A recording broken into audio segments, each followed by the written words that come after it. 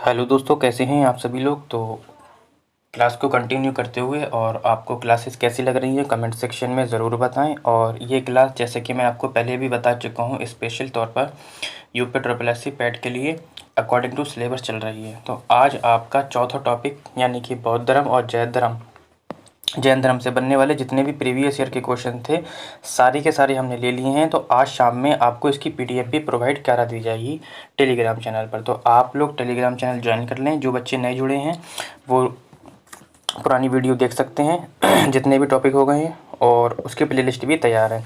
और complete PDF और notes प्राप्त करने के लिए आप हमारा टेलीग्राम चैनल भी ज्वाइन कर सकते हैं। ठीक है, तो ये हमारी सीरीज चल रही थी जैन धर्म और बौद्ध धर्म से बनने वाले जितने भी क्वेश्चन थे वो सारे के सारे आज आपके कंप्लीट हो जाएंगे। ठीक है, तो कल हम आपके साथ एक नए टॉपिक के साथ जुड़ते हैं। ठीक है, तो आप लोग लास्ट तक बने रहें और अपना स्कोर ज़रूर बताएं लास्ट में कितना रहा। ठीक है, कहता है कि 143 क्वेश्चन की बौद्ध संघ में भिक्षुणी के रूप में स्त्रियों के प्रवेश की अनुमति बुद्ध द्वारा की गई थी।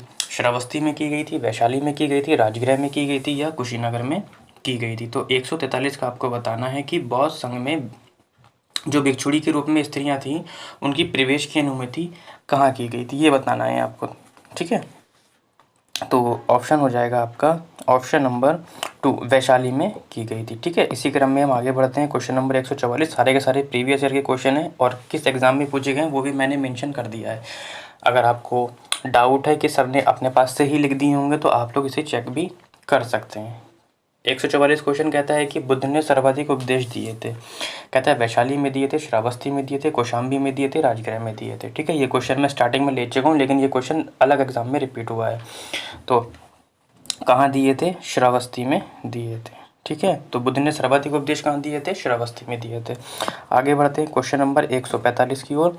कहता है कि निम्नलिखित में से कौन सा बहुत पवित्र स्थल निरंजना नदी पर स्थित था। कहता है बोध गया था, लुम्बिनी था, कुशीनगर था या ऋषिपत्तन था। तो 145 का ऑप्शन हो जाएगा आपका बोध गया, जो आपका कौन सी नदी पर स्थित था? निरंजना नदी पर स्थित था। ठीक है, इसी क्रम में हम आगे बढ़ते हैं 146 क्वेश्चन की ओर। और कहता है कि गौतम बुद्ध द्वारा अपने धर्म में दीक्षित किया जाने वाला अंतिम व्यक्ति निम्नलिखित में से कौन सा था? वो आनंद थे या सारिपुत्र थे, मोगलान थे या सुबुद्ध थे। ठीक है, सुबुद्ध थे। तो 146 का आपको उत्तर देना है कमेंट सेक्शन में। ऑप्शन नंबर हो जाएगा 146 का कौन थे? वो सुबुद्ध थे। ठीक है, इसी क्रम में हम 147 की ओर आगे बढ़ते हैं।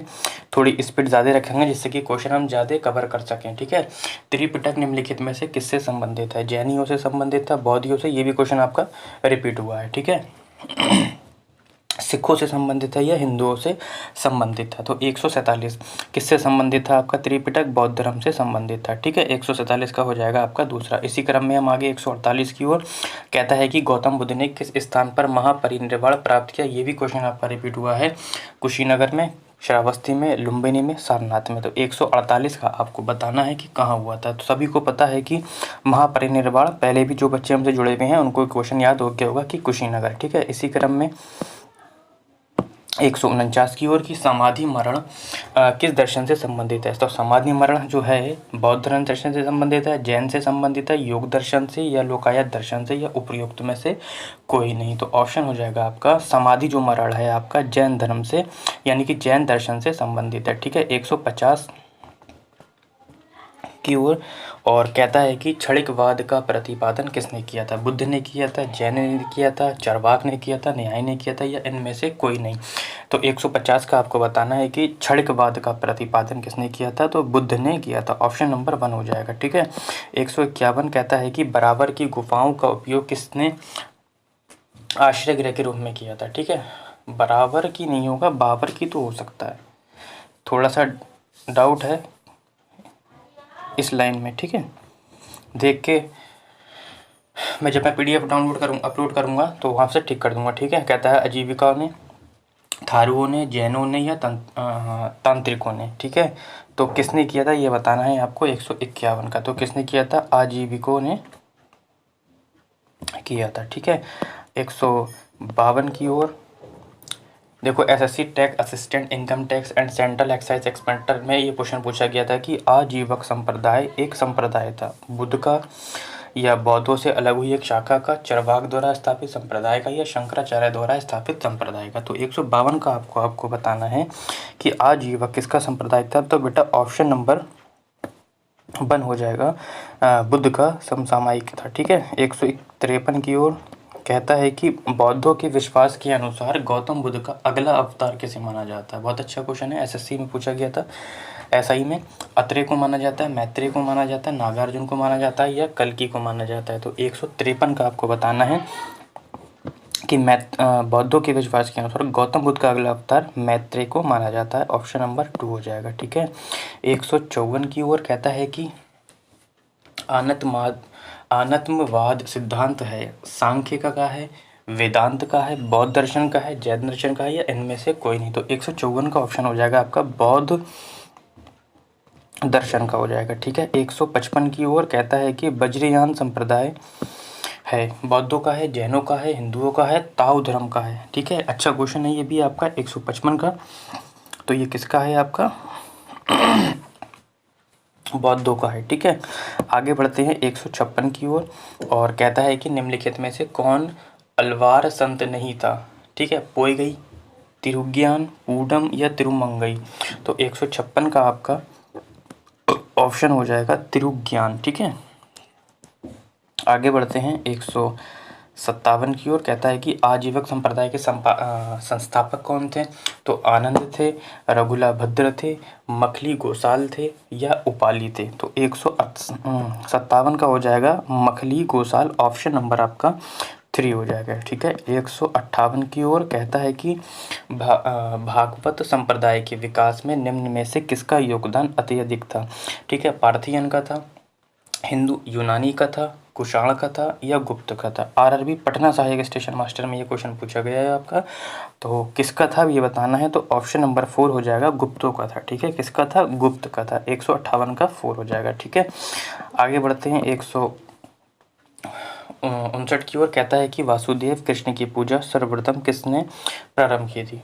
ठीक है, भागवतों ने की थी, वैदिक आर्यों ने की थी, तमिलों ने की थी या आभीरों ने की थी। तो आपको बताना है कि वासुदेव कृष्ण की पूजा सबसे पहले किसने प्रारंभ की थी। तो 159 का हो जाएगा आपका भागवतों ने की थी। ठीक है, आगे बढ़ते हैं 160 की ओर और कहता है कि निम्नलिखित में से किसने प्रतिपादित किया कि भाग्य ही सब कुछ निर्धारित करता है, मनुष्य असमर्थ होता है। ये जैनियों ने कहा था, बौद्धों ने कहा था, आजीविकों ने कहा था या मीमांसकों ने कहा था। तो 160 का आपको बताना है किसने कहा था।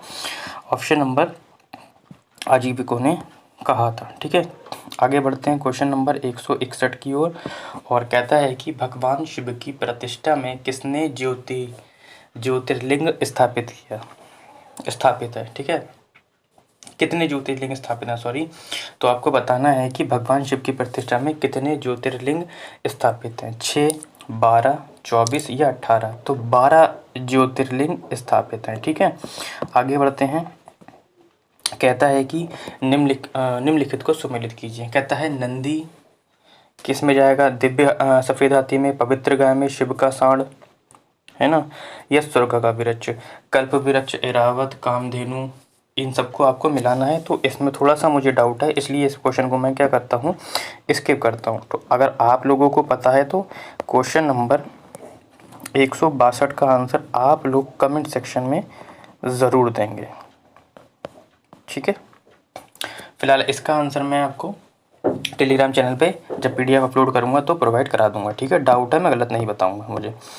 ठीक है, 163 की ओर कहता है कि अधोलिखित में से कौन एक चरवाक के अनुसार सर्वोच्च मूल्य है।